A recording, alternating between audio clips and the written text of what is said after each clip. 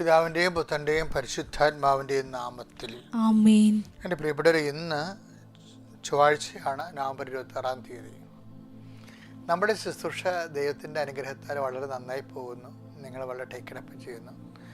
ഒത്തിരി പേര് കൃത്യസമയത്ത് എഴുന്നേൽക്കുന്നുണ്ട്. അത് വചനത്തിന് വേണ്ടി കാത്തിരിക്കുന്നുണ്ട്. പ്രാർത്ഥിക്കാൻ വേണ്ടി ശിരസ് നമിക്കുന്നുണ്ട്. ദൈവത്തിൻ്റെ അനുഗ്രഹം വാങ്ങുന്നതിൽ എനിക്ക് ഭയങ്കര സന്തോഷമുണ്ട്. നമുക്ക് ആ അനുഗ്രഹത്തിൻ്റെ ദിവസത്തിലേക്ക് പ്രവേശിക്കാം. പ്രത്യക്ഷീകരണ പ്രാർത്ഥന ചൊല്ലിക്കൊണ്ട്, അമ്മേ പരിശുദ്ധമ്മേ, അമ്മേ പരിശുദ്ധമ്മേ, ദൈവമാതാവേ, അന്ന് അങ്ങ് കൃപാസനത്തിൽ പ്രത്യക്ഷപ്പെട്ട് വരാൻ പോകുന്ന മഹാദുരന്തത്തിൽ നിന്ന് രക്ഷപ്പെടാനും എല്ലാവർക്കും വേണ്ടി പ്രാർത്ഥിക്കുവാനും ആവശ്യപ്പെട്ടിട്ട് 20 വർഷം തികയുന്ന ഈ വേളയിൽ കൃപാസനത്തിലൂടെ ഞങ്ങൾക്കും ഈ ദേശത്തിനും അങ്ങ് മധ്യസ്ഥം തേടി തന്ന എല്ലാ അനുഗ്രഹങ്ങൾക്കും കൃപകൾക്കും ഞങ്ങളിപ്പോൾ ഹൃദയം നിറഞ്ഞ നന്ദി പറയുന്നു. അമ്മേ പരിശുദ്ധമ്മേ, ജപമാല മാതാവേ, സകല കൃപാസനം പ്രാർത്ഥനകളോടും ചേർത്ത് ഞങ്ങളിപ്പോൾ പ്രാർത്ഥിക്കുന്ന ഈ കുടുംബത്തിന്റെ പ്രത്യേക നിയോഗം. മക്കളെ,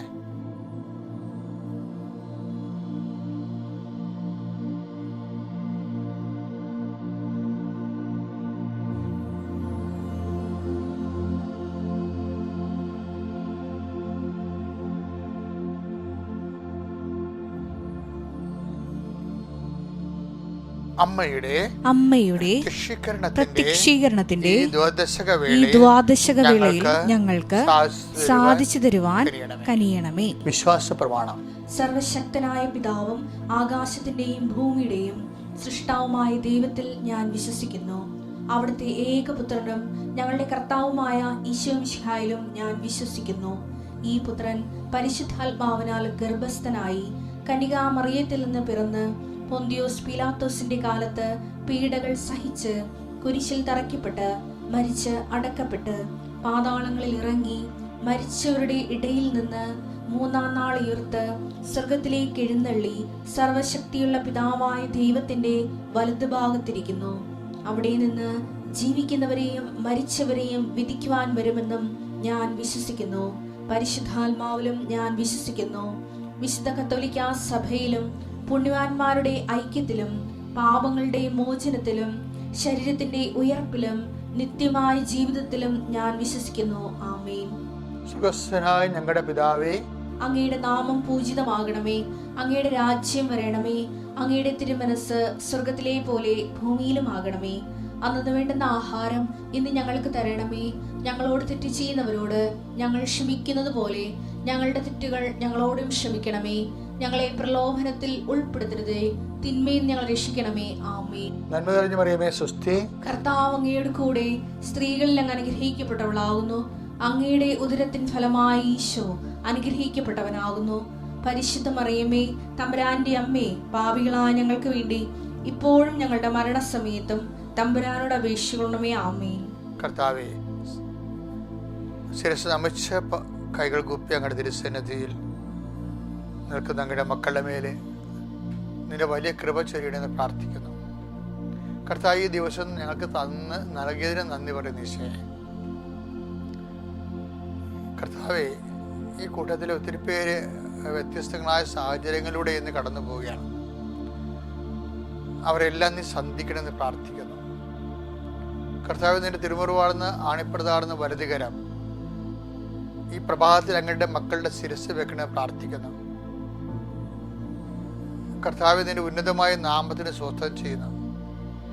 കർത്താവ്, നിന്റെ വിശുദ്ധ പൗരോഹിത്യത്തെ മഹത്വപ്പെടുത്തണമേ. കർത്താവ്, സഭയിലുള്ള സാന്നിധ്യം പ്രകടമാക്കണമേ. അമ്മേ പരിശുദ്ധമേ, ദേവമാതാവേ, ഈ മക്കൾക്കെല്ലാം വേണ്ടി മധ്യസ്ഥം വഹിക്കണമേ. കർത്താവ്, അന്ധര കാഴ്ച നൽകിയവനെ, ചെകിടിനെ കേട് നൽകിയവനെ, ഊമന് സംഭാഷണത്തിൽ നൽകിയവനെ, ഒരു രോഗത്തെക്കുറിച്ച്, കുഞ്ഞുങ്ങളുടെ രോഗത്തെക്കുറിച്ച്, എപ്പിലെപ്സിയെക്കുറിച്ച്, അപസ്മാരത്തെക്കുറിച്ച്, ഓട്ടിസത്തെക്കുറിച്ച് ആകുലപ്പെടുന്ന വ്യാകുലപ്പെടുന്ന അമ്മമാര്, ഗർഭിണികള്, അവരെല്ലാം ഞങ്ങൾ ഈ സമയം സമർപ്പിക്കുന്നു. കർത്താവെ, നിന്റെ ഉന്നതമായ നാമത്തിന് സ്തോത്രം ചെയ്യുന്നു. കർത്താവെ, അങ്ങയുടെ നാമത്തിൽ ആശ്രയിക്കുന്ന ഒരു മകൻ പോലും ലജ്ജിക്കാൻ ഇടയാക്കരുതെന്ന് സങ്കീർത്തനോട് ചേർന്ന് പ്രാർത്ഥിക്കുന്ന കർത്താവെ, നിന്റെ വലിയ കൃപ മക്കളിലേക്ക് ആവശ്യിക്കണമേ. അടിപ്പണ്ട പോലെ വൈദാക്കാല പോലെ ദൈവികമായ ശക്തി നിങ്ങളുടെ ശരീരത്തിലെ നീര് രോഗങ്ങളെ എടുത്തു മാറ്റിയിട്ടെന്ന് കൽപ്പിക്കുന്നു. യേശുവിൻ്റെ ശക്തിയിലേക്ക് ആവശ്യിക്കട്ടെ.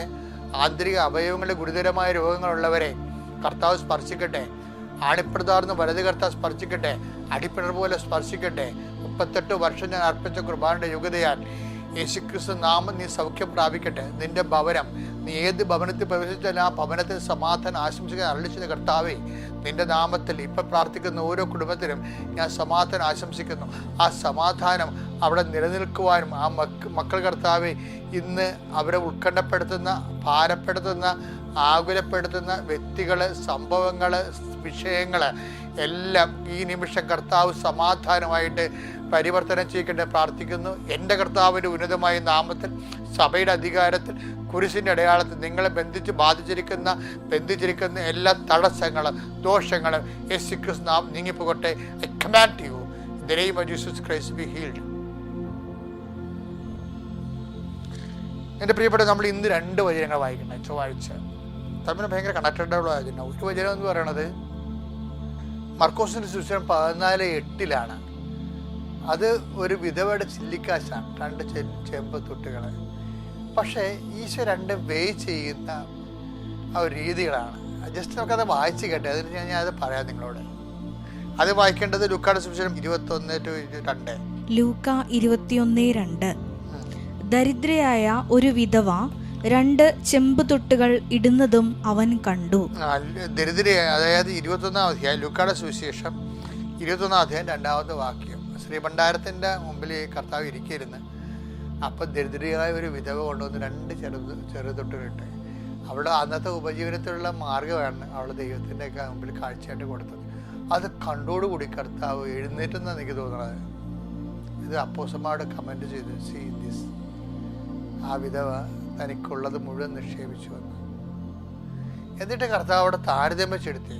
ചെറിയ ആൾക്കാർ, അവിടെയുള്ളവർ അവർക്കുള്ളതിൻ്റെ മിച്ചം വന്നാണ് ഇടുന്നത്. ഇവർ ചെറിയ തുകയാണെങ്കിലും തനിക്കുള്ളത് മൊത്തം നിക്ഷേപിച്ചു വന്നു. ഇതിൻ്റെ കൂടെയാണ് നമുക്കിത് മറ്റേ വചനം വായിക്കേണ്ടത്. ഏതൊക്കെയാണ്? 14:8 മർക്കോസിൻ്റെത് സുവിശേഷം. ഇവൾക്ക് സാധിക്കുന്നത് ഇവൾ ചെയ്തു. എൻ്റെ സംസ്കാരത്തിനു വേണ്ടി ഇവൾ എൻ്റെ ശരീരം മുൻകൂട്ടി തൈലം പൂശുകയാണ് ചെയ്തത്. ഇത് കണ്ട, ഓരോരുത്തർക്കും അക്സെപ്റ്റ് ചെയ്യേണ്ട രീതി കണ്ട. ഇപ്പം ചെറിയത്, ഇപ്പം ഇതെന്താ ചെയ്തിരിക്കണം? 300 ദിനാറാണ് ഒരു ദിവസത്തെ. അപ്പം ഈ ബദനിയയിൽ ലാസ്റ്റൻ്റെ പെങ്ങൾ മറിയം, ബദനിയയിലെ മറിയം 300 ദിനാറ ലാസ്റ്റനെ ഉയർപ്പിച്ചപ്പോഴേ അവൾക്കൊരു വിഷമം ഉണ്ടായി. ശരിക്കും പശ്ചാത്താപമാണ് ശരിക്കും പറഞ്ഞതിൻ്റെ സബ്ജക്റ്റ്. അതായത് ലാസ്റ്റനെ ഉയർപ്പിച്ച ദിവസം ഇവള് ആദ്യം വന്ന മാർത്തയല്ലേ ഓടി വന്നത്. ശരിക്കും പറഞ്ഞാൽ വരണ്ടിരുന്നത് മറിയല്ലേ. അവളല്ലേ അന്ന് കർത്താവിൻ്റെ വചനം കേട്ടത്, പദാന്ത്യത്തിൽ ഇരുന്ന്. മാർത്ത കുറേ എങ്ങനെ വീട്ടുജോലിയായിരുന്നല്ലോ. അപ്പം അതുകൊണ്ട്, പക്ഷേ ഒരു വിഷയം ഉണ്ടായപ്പോൾ മറിയത്തിനെ ലീഡ് ചെയ്ത് വന്നത് മാർത്തായാണ്. മറിയത്തിന് വചനം കേട്ടെങ്കിലും ഒരു ജീവിത പ്രസിദ്ധി ഉണ്ടായപ്പോൾ കർത്താവ് ദൈവം നേരിട്ട് വന്നിട്ട് പോലും മറിയ എഴുന്നേറ്റില്ല. ഇങ്ങനെയൊക്കെ പക്ഷെ പിന്നീട് സംഭവിച്ചത് ലാസർ ഉയർപ്പാണ്. അതോടുകൂടി ഇവർക്ക് ഭയങ്കര പശ്ചാത്താപം ഉണ്ടായി. നമ്മുടെ കൃപാസനത്തിൽ ഞങ്ങൾ എന്തിനാണെന്ന് എപ്പോഴും അടയാളം എന്ന് പറഞ്ഞ കാര്യം, അടയാളം വന്നു കഴിഞ്ഞാൽ ആൾക്കാർക്ക് പശ്ചാത്താപം ഉണ്ടാവും. വചനം കേൾക്കുന്ന പോലെ തന്നെ പശ്ചാത്തലം. പത്രോസ് തന്നെ 5:7 മത്സ്യങ്ങളുടെ ആധിക്യം കണ്ടപ്പോൾ അവന് അനുതാപം ഉണ്ടായി. അപ്പം അടയാളവും അത്ഭുതവും സഭകളിൽ എന്നും ഉണ്ടാകണം. എന്തിനാണ്? അത് അനുതാപത്തിന് വേണ്ടിയാണ്. അനുതാപം, ഇപ്പം നിങ്ങൾക്കൊരു അനുഗ്രഹം കിട്ടിയാൽ ഉടനെ നിങ്ങൾക്ക് അനുതാപം ഉണ്ടാകണം. അതാണ് ദൈവത്തിൻ്റെ പദ്ധതി. ഇപ്പം അടയാളം കണ്ട് അപ്പോൾ അവർക്ക് ഒരു പശ്ചാത്തലം ഉണ്ടായി. ആർക്ക്? മേരിക്ക്. എന്താണ്? കർത്താവ് വിളിച്ചിട്ടും വന്നില്ലല്ല. കർത്താവ് വന്നപ്പോൾ അവൾ വീട്ടിൽ തന്നെ ഇരുന്നില്ലേ. അപ്പോൾ ഇത്രയും വലിയ സംഭവം നടക്കുമെന്ന് വിചാരിച്ചില്ലല്ല. അപ്പോൾ ഈശോ ഇത്തിരി താമസിച്ചാലും വന്നാൽ അടയാളം നടക്കും. അത് വിശ്വസിക്കാൻ അവർക്ക് കഴിഞ്ഞില്ലല്ല. വചനം കേട്ടത് വെറുതെ ആയില്ലേ. അപ്പോൾ അതൊക്കെ സങ്കടമായി. അപ്പം ആ സങ്കടമാണ് ഇവൾ ശരിക്കും പറഞ്ഞാൽ കർത്താവെ തെറ്റിപ്പോയി എന്ന് പറഞ്ഞുകൊണ്ട് ആണ് അവൾ 300 ദിനാറയ്ക്കുള്ള സുഗന്ധൈലം ആ കാലെ ഒഴിച്ചു കൊടുക്കണം. അതിൻ്റെ അപ്പുറത്ത് എന്താണ് ചെയ്യാൻ പറ്റുന്ന ഒരു അനുതാപമുള്ള ആൾക്കാർക്ക് അതിനെ കർത്താവ് അക്സെപ്റ്റ് ചെയ്യുന്ന രീതിയാണ് എൻ്റെ മനസ്സിൽ എപ്പോഴും ബാധിച്ചിരിക്കുന്നത്. കർത്താവ് ഈ ബെത്തനിയായിലെ മറിയത്തിൻ്റെ 300 ദനാറേയും ആ ചില്ലിക്കാശ് കൊടുത്ത വിധവയും ഒരേ അളവിലാണ് കാണുന്നത്. എന്ന് വെച്ചാൽ എൻ്റെ ദൈവവേദനെ നിനക്കുള്ളതുപോലെ നീ കൊടുത്താലും അതും ഇല്ലാത്തതിൽ നിന്ന് ഉണ്ടാക്കി കൊടുത്താലും അതും ദൈവമെല്ലാം ഒരുപോലെ വെയ് ചെയ്യും. കൊടുക്കണവൻ്റെ മനസ്സാണ് ഏറ്റവും പ്രധാനപ്പെട്ട വിഷയം. ദൈവത്തിന് ഞാനിപ്പോൾ എന്നെ സംബന്ധിച്ചിടത്തോളം ഞാൻ ഈ കാര്യത്തിൽ ഭയങ്കര ബിസിനസ്മാനാണ്. എന്ന് വെച്ച് കഴിഞ്ഞാൽ ഞാൻ കർത്താവിന് വേണ്ടി എന്തെങ്കിലും ചെയ്ത അപ്പം തന്നെ ഞാൻ കർത്താവിൻ്റെ മഹത്വത്തിനെന്ന് പറഞ്ഞാൽ ഞാൻ കാഴ്ച വെക്കും. കർത്താവിൻ്റെ മഹത്വത്തിന് വേണ്ടി നമ്മളെന്താ ഇവിടെ ജീവിക്കണത്? കർത്താവിൻ്റെ മഹത്വത്തിന് വേണ്ടി. അപ്പം ചെറുത് ചെയ്താലും വലുത് ചെയ്താലും ദൈവത്തിൻ്റെ മഹത്വമായിരിക്കണം ലക്ഷ്യം. നമ്മുടെ മഹത്വമായി പോകുമ്പോഴാണ് ഇടറവുണ്ടാകുന്നത്. അപ്പം നീ ചെറുത് ചെയ്താലും വലുത് ചെയ്താലും കർത്താവിൻ്റെ മഹത്വത്തിൻ്റെ കാഴ്ചവെക്കുക. കാര്യം കർത്താവ് അതുപോലെ തന്നെയാണ് കർത്താവ് അംഗീകരിക്കണത്. അല്ലാതെ ചെറുതായി പോയതുകൊണ്ട് കർത്താവ് നിൻ്റെ ഇടറവുള്ള ഇടിച്ച് കാണിക്കുകയോ വലുതായി പോയതുകൊണ്ട് കൂടെ പ്രേസ് ചെയ്യുകയോ ചെയ്യുകയല്ല. മറിച്ച് രണ്ടിനെയും കർത്താവ് ഒരുപോലെ കാണുന്നു. ദൈവത്തിൻ്റെ മഹത്വമാണ് രക്ഷിക്കുന്നത്. അപ്പം നമ്മൾ ദൈവത്തെ മഹത്വപ്പെടുത്തിയ 17:4 അനുസരിച്ച് യോഹന്നാൻ്റെ സുവിശേഷം അനുസരിച്ച് ദൈവം നമ്മളെ മഹത്വപ്പെടുത്തും. അപ്പോൾ എല്ലാ അവസരങ്ങളും ദൈവത്തെ മഹത്വപ്പെടുത്താനുള്ളതാണ്. ഈ ദിവസം ഒരു പുതിയ ദിവസമാണ്. കിട്ടുന്ന ബ്ലാക്ക് എക്സ്പീരിയൻസ്, വൈറ്റ് എക്സ്പീരിയൻസ് എല്ലാം കർത്താവിൻ്റെ മഹത്വത്തിനായി കാഴ്ചവെക്കുക. ദൈവം നിങ്ങളെ അനുഗ്രഹിക്കട്ടെ. Praise the Lord.